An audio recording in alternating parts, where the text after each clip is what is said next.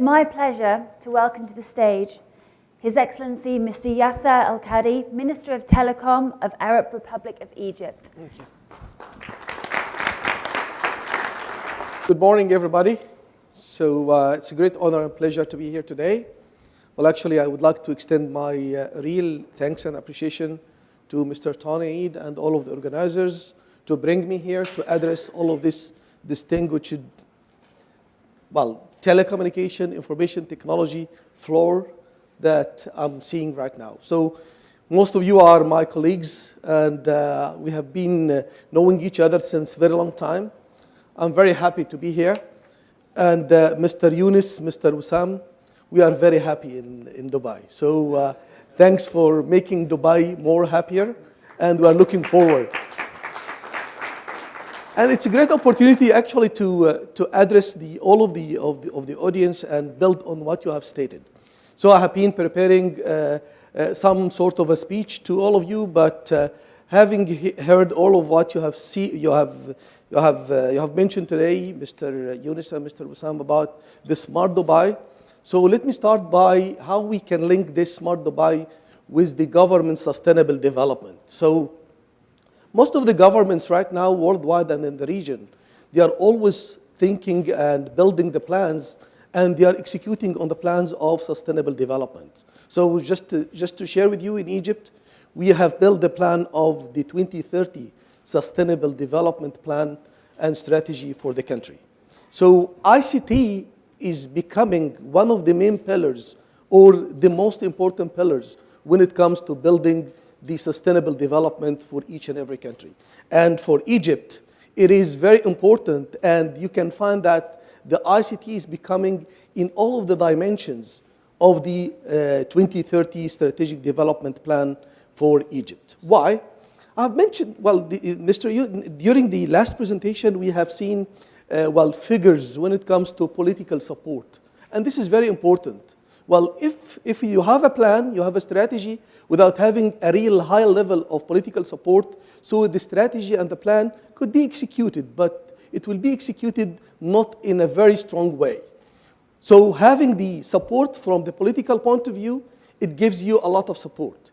In Egypt, we are having, the president of Egypt right now is giving the full support when it comes to ICT. So he looks to the ICT as the real transformation for the country. And he's pushing for multiple, when we're talking about the innovation and entrepreneurs, so he's looking for building an entrepreneur centers and innovation center, maybe in each and every governorate in Egypt. Just to give you, and I'm sure that you know about Egypt demography, we are 92 million when it comes to the population. 92 million is a big number of people, but we do have 27 governorates, and we are right now building a technology innovation center in each and every governorate. And this is very much focusing on what? Focusing on innovation and entrepreneurs, and focusing on the ICT.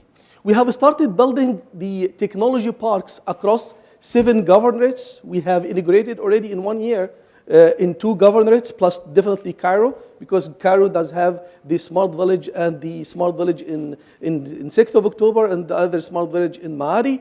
But again, it's a matter of building the infrastructure and the platform for real country transformation.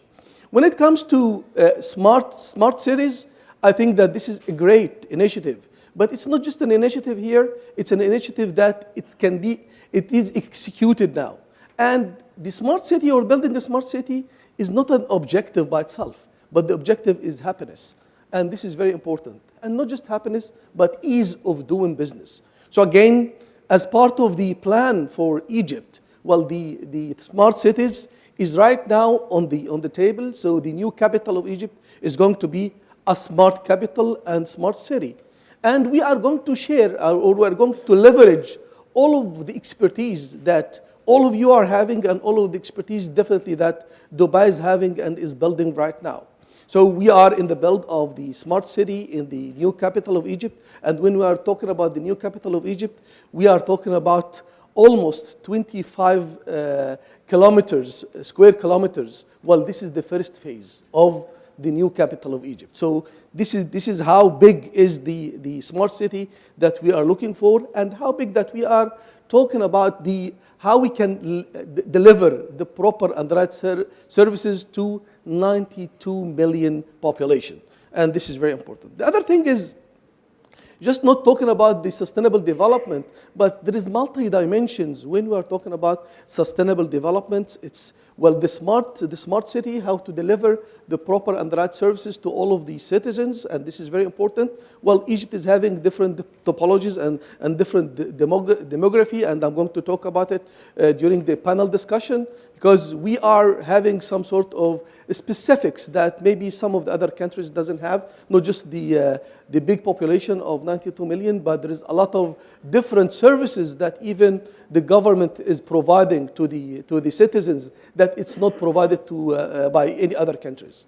The other thing is that, well, technology and infrastructure. So do we have the proper and right infrastructure to support the smart thinking or the smart vision or the smart cities? Well, this is very important. This is why this year we have, as the government of Egypt and the Ministry of Communication and Information Technology, we have concluded the 4G licenses in Egypt. It has been waited for a long time, but because of all of the challenges that Egypt were facing during the last 5 years, but this year we have started at the beginning of the year, and we have concluded the 4G licenses for the 4 operators. So we do have 4 operators right now in Egypt, and they are all providing all of the services in Egypt. So not just the 4G, the mobile 4G, but the 4G, the landline, the virtual landline, and even the international gateways, and all of the applications and the services. So building the infrastructure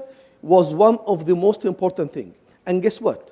We are right now, even I'm here, and we are right now talking about how we can be ahead when it comes to 5G. So I'm here to hear the discussion, and we are going to be engaged, very much engaged with the future and the plans and the strategy for the 4G. This year, the contribution of the ICT in the whole GDP in Egypt went from 2.9% to 3.2%. And the growth of the sector became two digits for the first time since 5 years.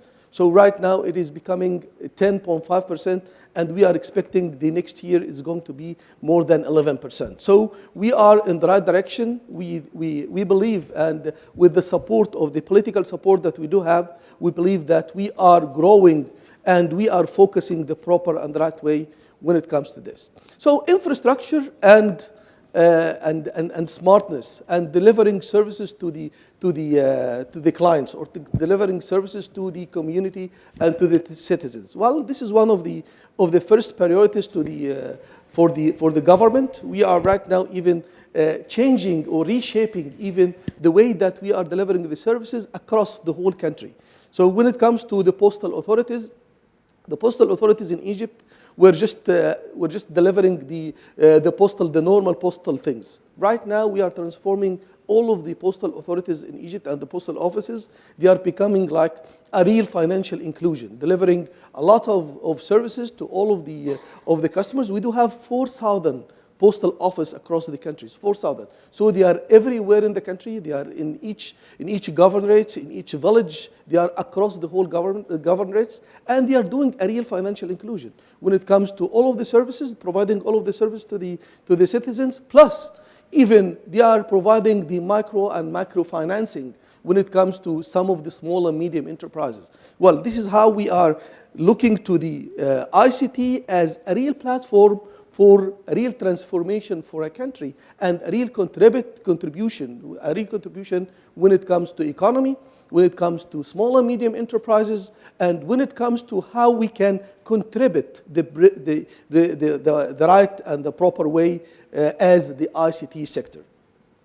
We are not just doing this, but when we are bringing the 4G into the picture, so this creates another opportunity when it comes to even focusing on electronic industries.